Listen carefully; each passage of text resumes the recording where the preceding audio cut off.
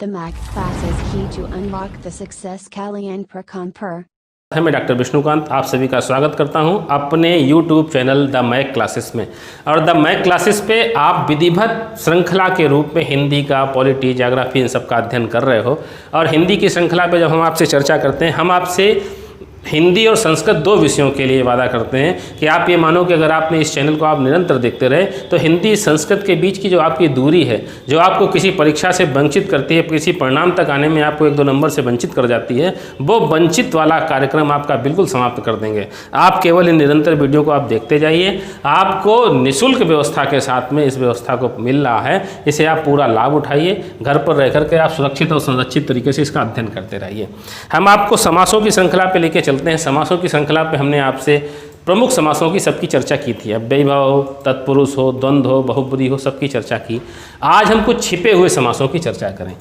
एक हमने आपको समानाधिकरण समास पढ़ाया था, आप सबको याद होगा। और जरा सी भी अगर आपको याद पे कोई दिक्कत लगती हो तो आप अपने पुराने वीडियो पे जाकर के जरूर देख लेना। द मैक क्लासेस पे जाओगे तो आपको सारे वीडियो स्थापित रूप से मिलेंगे। समानाधिकरण के हमने 2 भेद किए थे। एक तो हमने कर्मधारय किया था और दूसरा हमने द्विगु किया था। आज हम समानाधिकरण के कुछ गौड़ भेद पढ़ाएं आपको, जिनकी चर्चा होने लगी। गौड़ कह दे आपसे आनुषंगिक कह दे, आपसे छिपे भेद पूछे तो आप इन भेदों पे इन संज्ञाओं वाले समासों को तय करोगे। एक तो हमारा नए तत्पुरुष होता, एक हमारा प्रादि तत्पुरुष होता और एक हमारा उपपद तत्पुरुष होता। अभी आपको ये समास बिल्कुल नए लग रहे होंगे, लगने भी चाहिए, क्योंकि इन समासों की चर्चा बहुत कम होती है। नए, प्रादि और उपपद अभी तो केवल आप इनके नाम से पहचानो। हम इसके विच्छेद करके, इसका विग्रह करके आपको विस्तृत रूप से समझाएंगे, तब आपको अच्छे से समझ में आएगा। लेकिन अभी तो आप ये समझो, अगर आपसे पूछा जाए नए तत्पुरुष किसका भेद है, देखो प्रमुखता ये तत्पुरुष का भेद है। लेकिन अगर आपसे पूछा जाए तो ये किसका भेद हुआ? समानाधिकरण तत्पुरुष का। प्रादि तत्पुरुष किसका भेद हुआ? समानाधिकरण तत्पुरुष का। उपपद तत्पुरुष किसका भेद हुआ? समानाधिकरण तत्पुरुष का। और आपसे इन समासों का नाम लेके पूछे ये किस कैसे भेद हैं, तो ये हमारे समानाधिकरण के गौड़ भेद हैं, आनुषंगिक भेद हैं, छिपे भेद हैं। इन समासों के अगर नाम लिया जाएगा तो ये गौड़ और छिपे भेदों पे जाएंगे। अब जरा इसको हम विस्तार से समझ लें कि नए किसको कहते हैं, प्रादि किसको कहते हैं और उपपद किसको कहते हैं। सबसे पहले हम नए की चर्चा करें।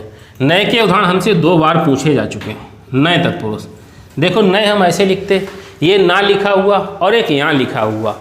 यहाँ चवर का पंचम वर्ण है। ये जब दोनों मिलते हैं तो नए शब्द का शाब्दिक अर्थ नए माने नहीं होता है।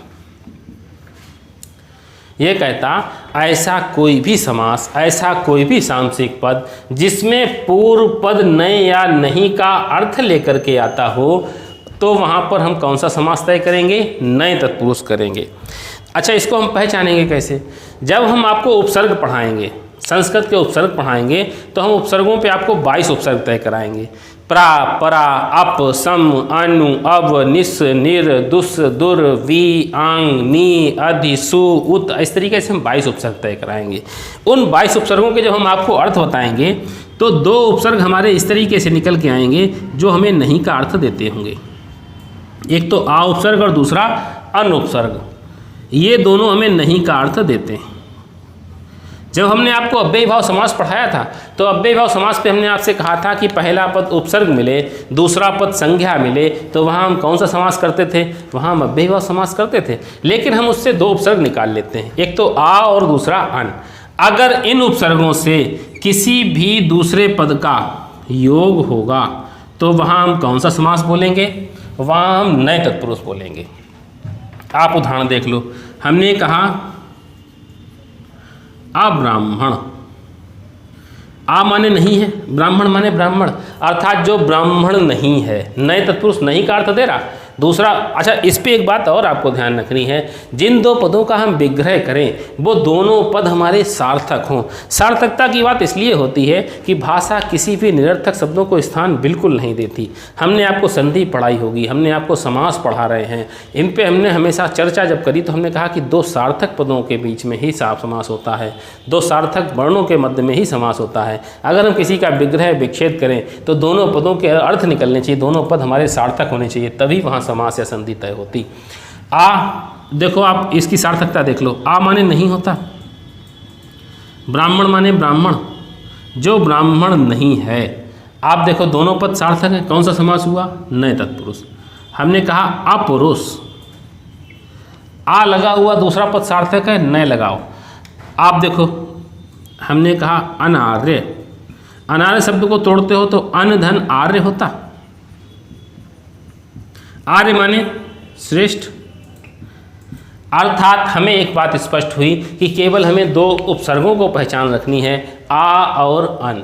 अन आप देखो ना पे ये हलंत लगा हुआ है, हलंत का अर्थ है कि ये आधा वर्ण है, इस पे जब भी कोई अगला पद जुड़ेगा, अगर स्वर से जुड़ा तो वो वर्ण को पूरा करेगा, अगर स्वर से नहीं जुड़ा तो वो अपने आप को उसको अधूरा रखेगा।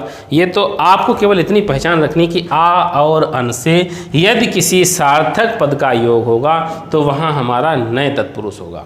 एक बार आपसे टीटी की परीक्षा पे एक अस्वस्थ शब्द पूछा गया था, आप सभी को याद होगा, जिन्होंने इस टीटी की परीक्षा नहीं दी है उन्हें याद होगा, और जिन्होंने नहीं दी वो ऐसे उदाहरणों से आगे भविष्य में सामना करेंगे, तब उनके सामने ये समस्या आएगी कि इसमें कौन सा समास है। आप जब देखोगे तो इस पर उपसर्ग देख के आप केवल अव्ययी भाव तय करोगे, यहाँ अव्ययी भाव समास नहीं है। अगर हम इस शब्द का विग्रह कर दें तो ये दो पदों पर टूटा, आ स्वस्थ, आ माने नहीं, स्वस्थ माने स्वस्थ। देखो दोनों पद सार्थक हैं, पहला पद हमको नहीं का अर्थ दे रहा, तो यहाँ कौन सा समास हुआ? नए तत्पुरुष।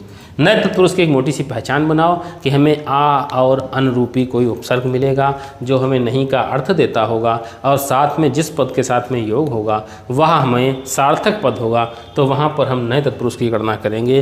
अब्राह्मण, अनधिकार, अनार्य, अस्वस्थ, ऐसे कई से ढेर सारे उदाहरण आएंगे। आप केवल आ और अन को ध्यान रखो। नए के बाद पे हमने आपको एक और समास अभी लिखाया, प्रादि तत्पुरुष। जरा प्रादि तत्पुरुष की भी हम बात करें कि प्रादि तत्पुरुष आखिर कौन सा समास है, प्रादि तत्पुरुष पे होता क्या है। जब हम प्रादि तत्पुरुष शब्द को लिखते हैं, प्रादि शब्द को लिखते हैं, तो ये शब्द दीर्घ संधि से टूटता। प्राधन आदि, प्रा एक उपसर्ग है और आदि किसे कहते हो? आदि माने प्रारंभ होता, अर्थात ये कहता है प्रा जिसके प्रारंभ में आ जाए। संस्कृत का एक छोटा सा सूत्र होता, कहता कुगति प्रादया, कुगति प्रादया। ये हमको सूत्र हमको दो उपसर्ग तय करने के लिए कहता है, एक तो प्रा और दूसरा कु। प्रा का अर्थ होता प्रधान और विशेष, कु का अर्थ होता बुरा। इन दो उपसर्गों से यदि किसी सार्थक पद का योग हो जाए, किसी भी सार्थक पद का योग हो जाए तो इन पे कौन सा समास बनेगा? प्रादि तत्पुरुष। आप ये छोटी सी परिभाषा ध्यान रखो। अभी हमने दो उपसर्ग तय कर लिए थे, आ और अन, इस पे भी दो उपसर्ग तय करो, प्रा और कु। यदि इन दो उपसर्गों से किसी सार्थक पद का योग होगा तो वहाँ प्रादि तत्पुरुष समास होगा। जैसे उदाहरण आप देखो, हमने कहा प्राचार्य। आप प्राचार्य शब्द का विच्छेद करते हो, दीर्घ संधि से टूटता, दीर्घ संधि से इसका हमने विच्छेद किया तो हमने कहा प्राधन आचार्य। प्राचार्य आप कहते किसको? प्रा माने प्रधान या विशेष, आचार्य माने आचार्य, अर्थात आचार्यों पे जो प्रधान है उसी को तो आप प्राचार्य बोलते हो। और यहाँ पर प्रा उपसर्ग मिल गया, दूसरा पद सार्थक मिल गया, तो हम कौन सा समास क्या करेंगे? प्रादि तत्पुरुष। हमने कहा प्रगति,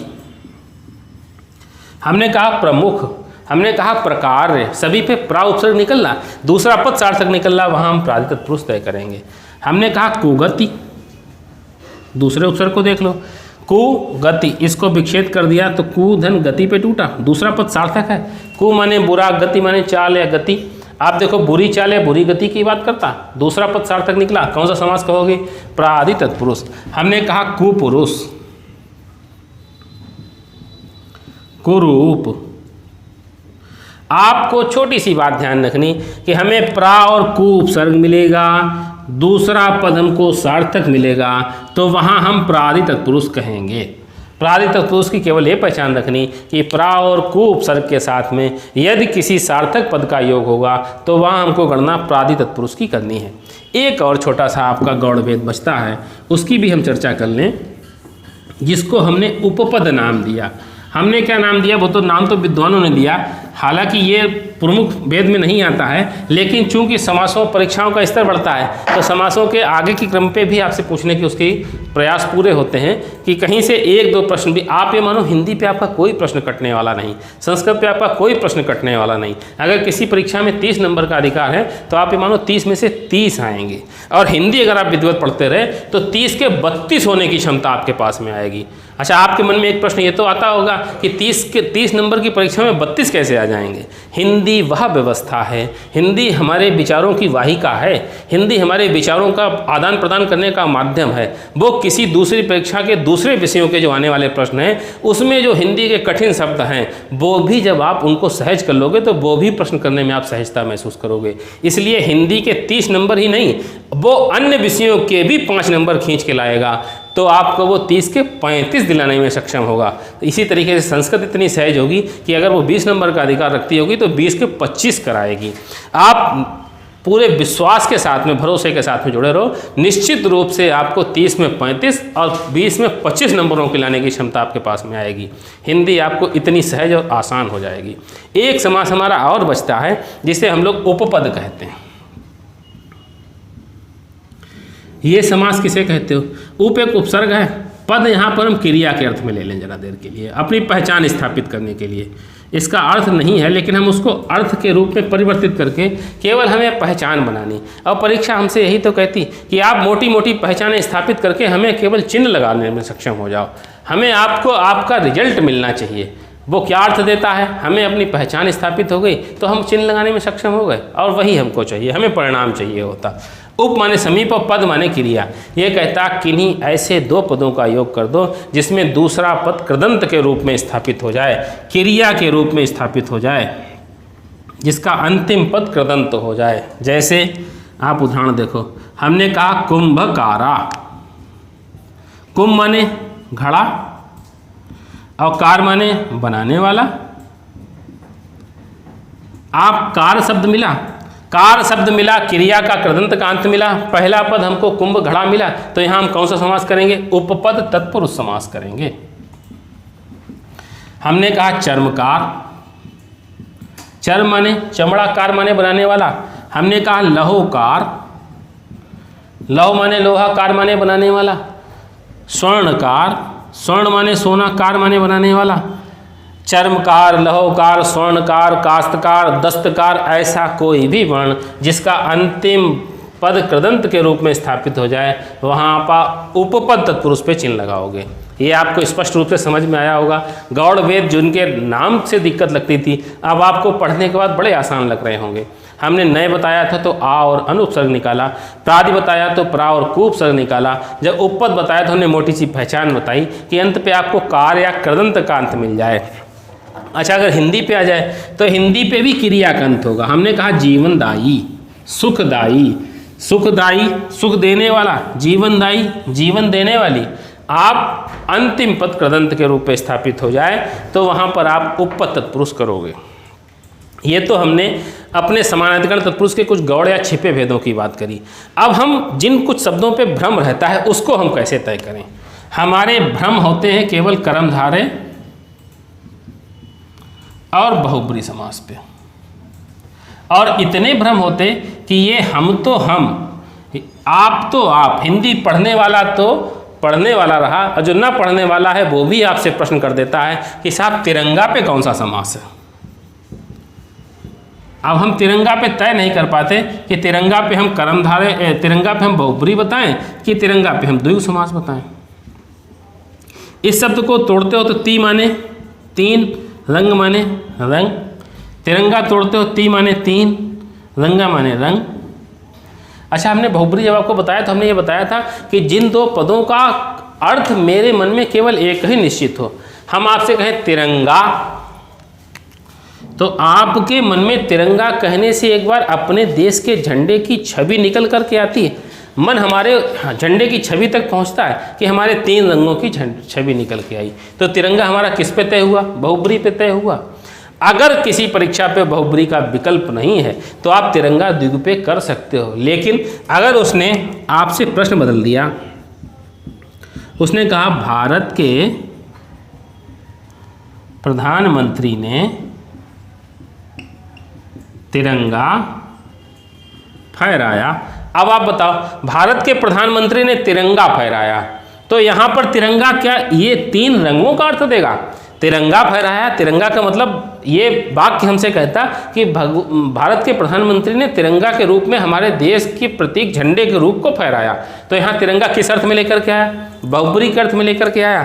आप अपने प्रश्न की प्रकृति के आधार पर तय कर सकते हो कि ये हमारा कौन सा समास तय होगा। और हर प्रश्न, हर समास की आपकी ये चीज़ें आपके बिल्कुल मन में तय होनी चाहिए कि कहाँ कर्मधारय होता और कहाँ बहुब्री होता। ठीक, हम लोग भ्रमों की बात कर रहे थे कि कैसे हम कर्मधारय बहुब्री के भ्रमों को दूर करेंगे, या किसी अन्य समास के साथ जब बहुब्री का भ्रम होता है तो वो कैसे दूर करेंगे। एक शब्द हम तिरंगा रूप में तय कर भी चुके हैं। एक बहुत विवादित शब्द है हमारा पीताम्बर। हालांकि इसकी हम पिछले क्लास में, पिछले वीडियो पे चर्चा कर चुके हैं, लेकिन ये ऐसा शब्द है जो जिसको देख करके मन ही नहीं मानता कि हम इसको किस पे तय करें, पीताम्बर है कर्मधारय। और किसी भी परीक्षा में सर्वाधिक पूछा जाने वाला यदि शब्द है तो पीताम्बर, कर्मधारय और बहुब्री। ये हम क्या, आप किसी भी, आप 10 किताबों को साथ में हिंदी के अध्ययन करो तो किसी किताब पे कर्मधारय लिखा होगा, किसी पे बहुब्री लिखा होगा। हम कैसे तय करें कि इस पे कर्मधारय और कैसे बहुब्री है? आप इस शब्द को तोड़ते हो तो पीत धन अंबर। कर्मधारय की हमने पहचान क्या बताई थी? हमने कहा पहला पद विशेषण हो, दूसरा पद विशेष हो, दोनों के मध्य कोई पहचान चिन्ह प्रयोग होता हो और एक पद दूसरे पद को स्वीकार या धारण करता हो। पीत माने पीला, अंबर माने वस्त्र, पीला वस्त्र। आप देखो, वस्त्र ने पीला रूप धारण किया, दोनों के मध्य कोई पहचान चिन्ह का प्रयोग नहीं हुआ। एक पद विशेषण है, दूसरा पद विशेष है। पीताम्बर मेरा किस पे तय हुआ? कर्मधारय पे। बहुब्री को जरा हमने तोड़ा, हमने कहा पीत अंबर। अब हमने बहुब्री की पहचान करी थी, हमने कहा 2 या 2 से अधिक पदों का योग हो, किसी तीसरे अर्थ का जन्म हो। पीला है वस्त्र जिसका, आप वीडियो के अंत पे देखोगे तो हमने ट्रिकें बताई थी, पहचान बताई थी। और पहचान के रूप में हमने कहा था वाला है जो, जिसका, जिसकी। आप देखो दोनों के मध्य पे जिसकी का पहचान चिन्ह निकलता, जिसका या जिसकी या जिसको। पीला है वस्त्र जिसका, जिसका शब्द आया तो किस पे तय हुआ? बहुब्री। लेकिन पीताम्बर शब्द पे ना तो ये लिखा हुआ, ना जिसका लिखा हुआ, ना कोई पहचान चिन्ह हटाया। आप अब कैसे तय करोगे? आप ये मान के चलो, यदि पीताम्बर शब्द केवल अकेला पीताम्बर लिखा है तो मेरे कलम में वो ताकत समासों को पढ़ने के बाद हो गई कि हम पीताम्बर को कर्मधारय पर भी रख सकते हैं और पीताम्बर को हम बहुब्री पर भी रख सकते हैं।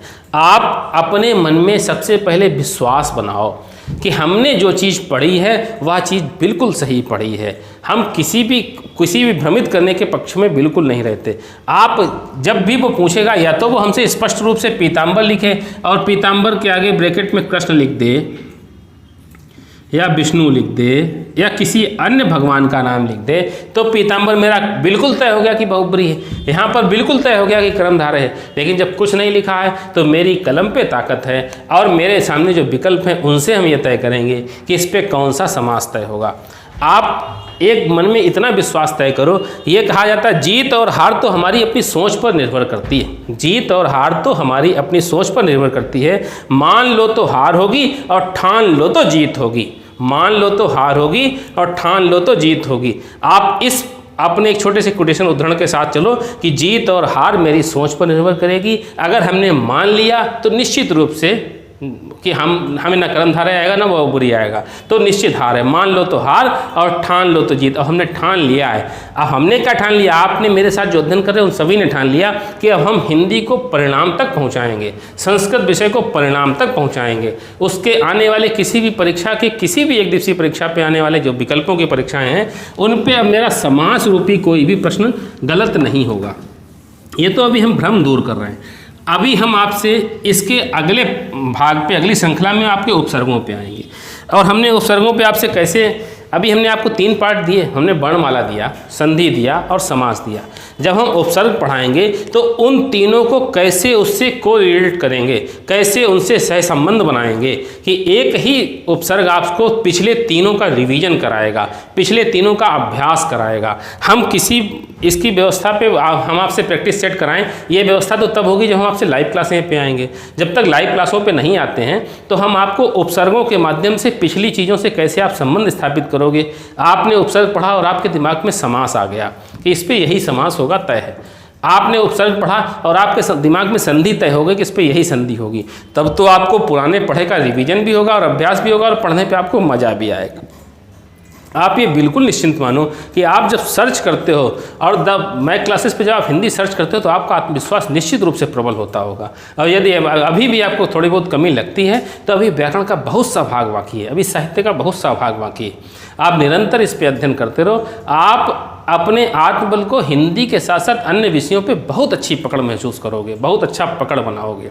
जैसे आपने पीताम्बर तय किया, कहाँ पीताम्बर पे कर्मधारय करोगे, कहाँ बहुब्री करोगे। ऐसे एक शब्द और देख लो, हमने कहा कामचोर, हमने कहा माखन चोर, एक और ऐसे मिलता जुलता शब्द हमने दे दिया, हमने कहा मुंह चोर। अब तीनों पे हम समास कैसे तय करें, कामचोर, माखन चोर और मुंह चोर। हमें मध्य पे पहचान चिन्ह तय कराना है। पहचान चिन्ह तो 2 पदों के मध्य पे ही लगेगा। ये काम चोर क्या कहता है, काम चोर, काम को चुराने वाला। क्या को का पहचान चिन्ह लगाते तो इसका अर्थ सही निकलता? बिल्कुल नहीं निकलता। हम आपसे कहें आप अपने हिंदी के काम के प्रति चोरी कर रहे हो, हम अपने हिंदी पढ़ाने के कार्य के प्रति चोरी कर रहे हैं, हम आपसे कोई चीज़, थोड़ी बहुत चीज़ें छिपा रहे हैं, तो ये क्या हुआ, काम से जी चुरा रहे हैं, काम से अपना मन हटा रहे हैं, हम अपने कार्य के प्रति निष्ठा नहीं दिखा रहे हैं। तो वहाँ कौन सा समास से आएगा, यहाँ पर से हमारा कौन सा आया, पंचमी वाला आया, अपादान वाला आया। तो इस पे कौन सा समास हुआ, पंचमी तत्पुरुष या अपादान तत्पुरुष। हमने कहा माखन चोर, अगर वो माखन चोर के आगे कृष्ण लिख दे, हम अगर वो इस कोष्ठक पे कृष्ण लिख दे, दामोदर लिख दे या कृष्ण का कोई भी पर्यायवाची लिख दे, तो माखन चोर तो बहुब्री पे चला गया है तय। और जब तक उसने इस पे कोष्ठक पे कुछ लिखा नहीं, तो माखन तो आप भी चुरा सकते हो, माखन तो हम भी चुराते हैं, ये तय है। माखन चुराने की विद्या, तो आपको कोई अच्छी चीज़ दिखती है आप चुराने में सक्षम हो जाते हो, हम भी सक्षम हो जाते हैं। तो आप माखन खाने का सबका मन करता है, आपका भी करता है और मेरा भी करता है। तो माखन मध्य पे को का पहचान चिन्ह लेकर के आता। अगर कोष्ठक पे कुछ नहीं लिखा है तो मध्य पे केवल को निकल के आएगा, माखन को चुराने वाला। और आपको याद होगा हमने जब कारक पढ़ाया था तो कर्म पे हमने कहा था कर्ता जिसको सर्वाधिक पसंद करता है वहाँ पर कर्म होता है। चोर सर्वाधिक किसको पसंद कर रहा है, माखन को पसंद कर रहा है। तो यहाँ पर कौन सा समास हुआ, यहाँ पर द्वितीया समास हुआ, द्वितीया तत्पुरुष हुआ या व्यधिकरण तत्पुरुष हुआ। तो माखन चोर पे कौन सा समास तय हुआ, द्वितीया या व्यधिकरण। अब आए हम मुँह चोर पे, हम इस पे मध्य पे पहचान चिन्ह निकालें। ये आपका कारक का रिवीजन भी हो सकता है। हम इस पे कहें मुंह को चुराने वाला, क्या ये बात बिल्कुल सही हो सकती, या मुंह से चुराने वाला। हम इस पे जब को का पहचान चिन्ह लगाते हैं तो कहते हैं मुंह को चुराने वाला। तो क्या चोर के लिए मुंह कोई कर्म है, कर्म तो नहीं है, चोर मुंह को सर्वाधिक चाहता तो है नहीं, तो यहाँ को का पहचान चिन्ह तो नहीं लगेगा। अच्छा हम कहें मुंह से चुराने वाला, तो मुंह से चिराने वाला अर्थात हमने कहा जब से आता है तो अलग होने के अर्थ पे। यहाँ देखो आप काम से उसने अपना मन हटाया था, तो क्या मुंह अलग है और चोर अलग है? मुंह चोर का क्या मुंह अलग हटा लिया गया, चोर का क्या मुंह काट लिया गया? नहीं काटा गया ना, अलग तो नहीं किया गया। तो यहाँ से कौन सा आएगा, यहाँ करण वाला आएगा, मुंह से जी छिपाने वाला। हम आपको ये बात थोड़ी सी हो सकता है कम समझ में आए। जैसे हम आपसे एक बात, कोई सा उदाहरण पूछें, आप क्लास पे जब बैठे होते हो, आप कोई प्रश्न करते हो और हमने उसका प्रति उत्तर दिया और हमने पूछा ये समझ में आया, तो कुछ बच्चे क्या होते हैं, कुछ बच्चे अपनी नज़र नीची कर लेते हैं, कुछ बच्चे कापी पलटने लगते हैं। तो अर्थात आप हमसे नज़रों को छिपाते हो, आप हमसे मुंह छिपाने का प्रयास करते हो, यही मुंह चोर है। अब आप हिंदी से मुंह नहीं चुराओगे। ये समास पढ़ाने का एक और कारण है कि आपको हिंदी के प्रति लगाव पैदा करना है। आप यहाँ पर ये कौन सा से आया, यहाँ पर के द्वारा वाला से आया, अर्थात वो मुंह के द्वारा छिपने का प्रयास कर रहा है। जब कोई प्रश्न कोई अध्यापक करता है तो बच्चे उससे मुंह छिपाते हैं कि मेरे ऊपर नज़र पड़ेगी तो वो हमको खड़ा करेगा, हमसे पूछेगा क्या समझ में आया। तो ये हुआ यहाँ पे तृतीया तत्पुरुष के द्वारा का पहचान चिन्ह है। तृतीया कहे या व्यधिकरण कहे, तो इन तीनों पे आपको अंतर समझ में आया। और माखन चोर पे कहाँ बहुब्री होगा और कहाँ द्वितीया होगा, ये भी चीज़ आपको समझ में आई होगी। अच्छा, कुछ और उदाहरणों की बात कर लें जहाँ पे भ्रम पैदा ही होता है। तिरंगा हो गया, जैसे हमने आपसे कहा अष्टाध्यायी। जरा इस पद को जब हमने विच्छेद किया तो ये दो पदों पे टूटा, अष्ट धन अध्यायी। अष्ट माने 8। जब हम संस्कृत पे आपको गिनती पढ़ाएंगे तो हम बताएंगे संस्कृत पे अष्ट को 8 बोलते हैं। अध्यायी माने अध्यायों को धारण करने वाली। 8 अध्याय। जिसने संस्कृत का अध्ययन किया उसने एक ग्रंथ का नाम सुना होगा अष्टाध्यायी। ये पाणिनि ने लिखा था। अगर संस्कृत पे ये समास पूछा गया तो ये समास किस पे जाएगा? अगर संस्कृत के किसी बच्चे से अष्टाध्यायी का नाम लो तो आप उसके मन में एक अष्टाध्यायी पाणिनि के अष्टाध्यायी का नाम आता। एक ही छवि उभर के आती, उसी ग्रंथ की छवि उभर के आती अष्टाध्यायी पाणिनि की। तो वहाँ कौन सा समास होगा? बहुब्री। यदि ये समास हिंदी पे पूछा गया और हिंदी वाला संस्कृत के बारे में अनभिज्ञ है, संस्कृत को नहीं जानता है, उसने हिंदी के अष्टाध्यायी ग्रंथों पर जब उसने साहित्य का अध्ययन किया अष्टाध्यायी ग्रंथ नहीं पढ़ा है, ऐसी उससे अपेक्षा की जाती, तो ये समास किस पे चला गया? पहला पद संख्यावाची है, दूसरा पद संज्ञा है। हमने आपको द्विग समास बताया तो हमने बताया था संख्या पूर्व द्विगु, अर्थात संज्ञा के पीछे संख्या का स्थान होता है, वहाँ द्विग होता। तो अष्टाध्यायी वहाँ पर कौन सा होगा? द्विग होगा। इसी तरीके से एक सत्सई होता है। अगर हिंदी पे सत्सई पूछा जाए तो सत्सई, जबकि सत्सई कई ग्रंथ लिखे गए, बिहारी ने लिखा, ब्रंद ने लिखा, ग्वाल ने लिखा, कई लोगों ने हिंदी पे सत्सई ग्रंथ की रचना की। सत्सई की टीका भी कई लिखी गई। लेकिन जब हिंदी के किसी विद्वान से या हिंदी किसी छात्र से सत्सई पूछते हो तो केवल बिहारी नाम याद आता है। तो अगर हिंदी पे सत्सई पूछा जाए तो किस पे करोगे? बहुब्री पे करोगे। अगर बहुब्री विकल्प पे नहीं है तो हम द्विगु पे करेंगे। इस तरीके से आप समासों के मध्य पे होने वाले जो भ्रम हैं आपके, उनका आप अलग अलग रख करके अध्ययन। फिर भी अगर आपको कोई शब्द ऐसा आता है जिसका आप विग्रह भी करते हो, फिर भी वो समास आपका विपरीत होता है, नहीं समझ में आता है, तो आप इन वीडियो पे नीचे कमेंट के माध्यम से उन समासों को पूछ सकते हो। हालांकि जिस तरीके से आप कमेंट दे रहे हो उससे मेरा भी उत्साहवर्धन हो रहा है और हमें ऐसा अपेक्षा भी कर रहे हैं कि आपका भी उससे लगाव हिंदी से लग रहा होगा, लगाव होने लगा है। और लगाव होने लगा है ये तो आप मान के चलो कि अभी आपने, जब आप पूरी थाली के खाना पे बैठते हो, संपूर्ण भोजन करते हो, तो उस पर दाल, रोटी, चावल, सब्जी, करेले की सब्जी और अंत पे आप डेजर्ट के रूप में कुछ मिठाई, रबड़ी वगैरह लेते हो, तो अभी आपकी रबड़ी बाकी है। अभी तो आप कड़वी चीज़ें खा रहे हो, अभी तो आप करेले वाली सब्जी खा रहे हो, अभी तो आप रोटी, सब्जी, ये दाल वगैरह खा रहे हो, अभी आपको हिंदी पे रबड़ी वाली चीज़ें बाकी हैं। इसलिए आप इन वीडियो को निरंतर देखते रहो, द मैथ क्लासेस को सर्च करते रहो, हमसे जुड़े रहो। धन्यवाद। The Math Class is key to unlock the success Kalyan Prakanpur.